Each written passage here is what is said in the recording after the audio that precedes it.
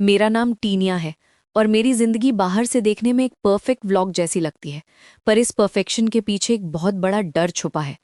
मेरी कहानी तब शुरू हुई जब एक परिंदा हमारे घर की खिड़की तोड़कर अंदर आ गया और मेरी मदर ने उसकी गर्दन तोड़कर उसे मार दिया।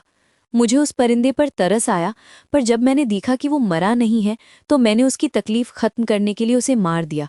और वहां मुझे एक एग मिला जिसे मैं अपने घर ले आई। मैंने उस एग को अपने रूम में एक टेडी के नीचे गर्म रखा। धीरे धीरे वो एग इतना बड़ा हो गया कि मुझे अपने टेडी को काट कर एग को उसके अंदर छुपाना पड़ा।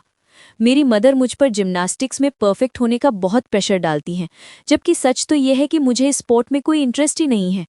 जब मैं स्ट्रेस में होती थी या रोती थी तो वो एग मेरे आंसुओं को अब्जॉर्ब कर लेता था। एक रात वो एग फटा और उसमें से एक अजीब सा भयंकर परिंदा निकला। मैं शुरुआत में बहुत डर गई थी, पर जब मैंने देखा कि उस बर्ड के हाथ में ग्लास घुसा है तो मैंने उसकी मदद की। मैंने उसका नाम एली रखा। मैंने महसूस किया कि एली और मेरे बीच एक गहरा कनेक्शन है। जो गुस्सा और जलन में दबाकर रखती थी, एली उन्हें पूरा करती थी। जब मेरी दोस्त रीटा के डॉग ने मुझे काटा तो एली ने उस डॉग को मार दिया। जब मेरी मदर ने रीटा की तारीफ की और मुझे जलन हुई तो एली ने ह्यूमनॉइड बनकर रीटा पर अटैक कर दिया और उसे बहुत बुरी तरह जख्मी कर दिया। मेरी मदर का टेरो नाम के आदमी के साथ अफेयर चल रहा था और जब एली ने ये देखा तो उसने टेरो पर भी अटैक कर दिया।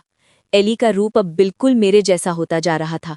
एक दिन जब मेरी मदर एली को अपनी बेटी समझकर उसके बाल संवार रही थी तो एली ने उन पर अटैक कर दिया। तब मैंने उन्हें बताया कि ये चीज़ मैंने ही पाली है। हम दोनों ने चाकू लेकर एली को खत्म करने का फैसला किया, पर जब मेरी मदर ने एली पर चाकू से वार किया तो मुझे वही दर्द महसूस हुआ।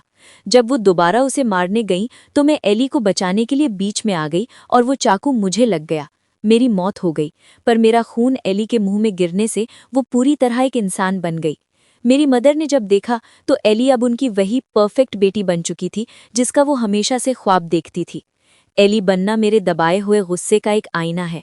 जब हम अपनी असलियत और दुख को दुनिया से छुपाते हैं तो वो अंदर ही अंदर एक ऐसे मॉन्स्टर को जन्म देता है जो आखिर में हमें ही खत्म कर देता है।